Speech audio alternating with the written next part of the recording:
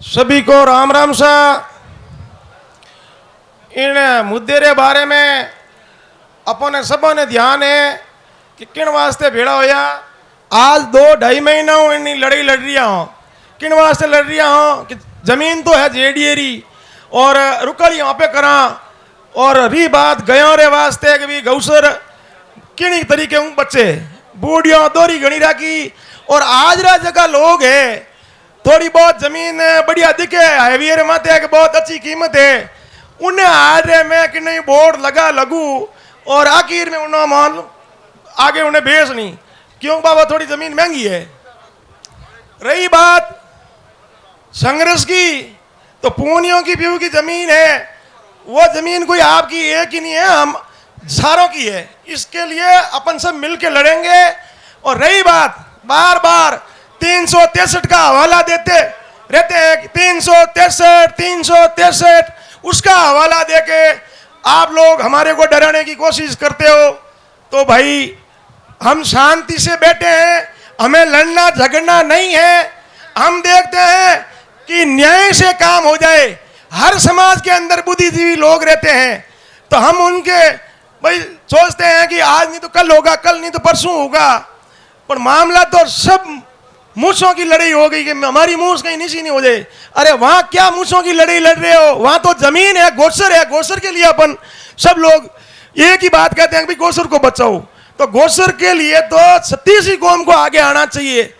और रही बात लड़ने की झगड़ने की मैं तो धन्यवाद देता हूं इन नारी शक्तियों को जो 200 फुट की टंकी के ऊपर गौसर के लिए ऊपर चढ़ गए थे। मैं चढ़ा था ऊपर इनको नीचे उतारने के लिए मेरे भी घुटने दूध रहे थे। पता नहीं इनके अंदर कहां से ऐसी शक्ति आई गौ माता की कृपा हुई तो कैसे कैसे संघर्ष किया। रही बात पुलिस प्रशासन की पुलिस प्रशासन एक ही समाज को टारगेट कर रही है।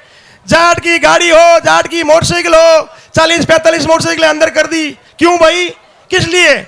अगर आप प्रशासन हो पुलिस हो अगर आप न्याय करते हो लोग आपसे उम्मीद रखते हैं और आप एक ही आदमी को टारगेट करते हैं। एक आदमी तो मार रहा है पुलिस के सामने और जो मार खाने वाले को अंदर गिरफ्तार करते हैं बहुत बड़ी सोचने का विषय है। और ये पुलिस वालों को भी हम तो ये कहते हैं कि अगर आप अन्याय करेंगे तो आपकी वर्दी उतरते टाइम नहीं लगेगी 1 मिनट लगेगा। आप मान लो कोई अपनी मेहनत से नौकरी पाई किसी ने पैसे देके ले ली नौकरी लेकिन जाते ही समय कुछ नहीं लगेगा। तो मेरा कहने का मतलब है सभी को बराबर जाने बराबर समझे। ऐसा नहीं है कि ऊपर से किसी का फोन आ रहा है ये फोन करने वाले भी कल स्विच ऑफ कर देंगे। मैं तो खुला कहता हूं जब दबाव आया ना तो बड़े बड़ों की बैटरियां बंद हो जाती है।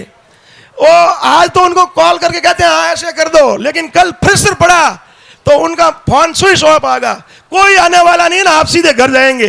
तो इसलिए न्याय से काम करो और संघर्ष जारी है।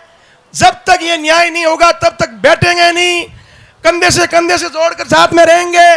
जहां जरूरत पड़ी कहने की आवश्यकता ही नहीं है अपना आप लोग आ रहे हैं। आज लाखों की भीड़ है और अभी तो आ रहे हैं रोड पे गाड़ियां चल रही है बाहर भी बहुत खड़े हैं बाहर खड़े और सब अंदर आ जाओ।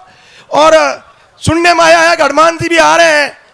अगर आ गए वो तो पक्का है कि ये अपना काम आज हो जाएगा। क्लियर है रात की 3 बजे 2:30 बजे प्रशासन पूरा यहाँ आएगा। मैं कहता हूँ पूरा प्रशासन कलेक्टर से लेके पुलिस के बड़े आला अधिकारी तक यहाँ आएंगे। अगर आ गए तो नहीं तो हो सकता है 2 दिन और अपने संघर्ष करना पड़ेगा। रही बात डरो मत डरने की कोई जरूरत नहीं। हाँ ठीक है 1-2 आदमी को अकेले का देख के 4 थप्पड़ धर दिया तो कोई बहादुरी नहीं है वो। अरे उन लोगों को पता ही नहीं है वो सुबह अपने काम के लिए जा रहे हैं रात में पेड़ किसी ने उखाड़ा ऐसे ही नहीं पूछा कि भाई तूने ये गलती की कि नहीं की है। बस एक ही बात है क्या नंबर प्लेट कौन सी RJ19 या RJ4 यार उनको मारना शुरू कर दिया। उनको पता ही नहीं है ये कौन सी दादागिरी हुई भाई। ये दादागिरी ज्यादा चलेगी नहीं। हम लोग समझते हैं कि भाई अपन लड़ाई झगड़ा हमारा काम नहीं है। नहीं हम लड़ना झगड़ना चाहते हैं। विष्णु ये तो भी हम आप और हम एक ही हैं कोई दूसरे नहीं है। लेकिन यार आप इतने हमें कमजोर मत समझो कि 1-2 आदमी को आपने देख के बहादुरी कर ली। अरे भाई फिर क्या फायदा हुआ। मेरे हिसाब से अभी तभी मक्खियां बैठती होगी और ज्यादा किया तो और भी उल्टा भारी पड़ेगा।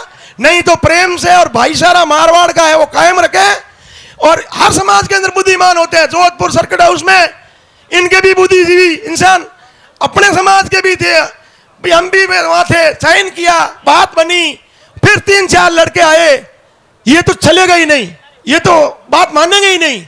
तो अरे यार बात नहीं मानेंगे, आप बड़े बड़े आदमी हो, 3-4 युवा आया, उनके कहने से आप ये मतलब ये पूरा दोनों समाज का बड़े आदमी हो, बुजुर्ग हो, बुजुर्ग कोई बात कर लेता तो हमारी क्या औकात है जो हम आपकी बात टाल सकते हैं माइतों की। तो बात हो गई क्लियर कट कि भाई ये करना, चलो गौशाला हटाने की बात हुई तो हमें दर्द हुआ यार, गौशाला हट जाएगा बात तो बहुत खराब है। और 1-2 माह बिश्नोई भी थे कि यार गौशाला हटेगा तो खराब है। तो हमें सोच लो भाई, आप हिरणों के लिए बोलते हो कि हम हमारी जान देते थे, तो गौ माता भी कोई हिरणों से कम थोड़ी है। अपने हिंदुओं के लिए तो गौ से बड़ा कोई मेरे हिसाब से तो कोई पवित्र चीज है नहीं। अरे तो उस गौसर को अपन हटाएंगे तो फिर ये गायें कहाँ जाएंगी? गौसर किस लिए है? इस गौसर का नाम गौसर और गौसर क्यों दिया? वो गायों का ही है, उसी हिसाब से गौशाला कैसे हट जाएगा? तो गौओं की और तोड़ाकर्ती महाराज की मेहरबानी हुई, वो गौशाला ही वही है। और पौधे ही जिस लोगों ने लगाए उन लोगों ने उखाड़ा है, गारंटी के तौर पे है। जब पुलिस अपनी ससई पे आ जाएगी और काम कर देगी तो मैं गारंटी के साथ कहता हूं वो उन्हीं में से शोर मिलेगा।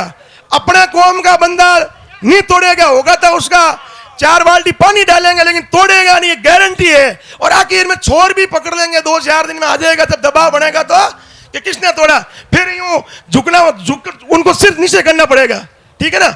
आज अभी तो अपन को चोर कह रहे हैं, वो चोर है, लेकिन गारंटी के तौर पे कहते हैं कि अपन चोर नहीं है, कोई डरने की आवश्यकता नहीं है। ठीक है, एक आध आदमी को कहीं धक्का मुक्का कर ले तो करने दो, ऐसे कोई अपन रबड़ के तो अपन भी बने हुए हैं नहीं भाई। ये इतनी मतलब कोई कमजोरी नहीं है हमारे अंदर कि हम रबड़ के हैं, इतनी मतलब घटिया नहीं हरकत न करें।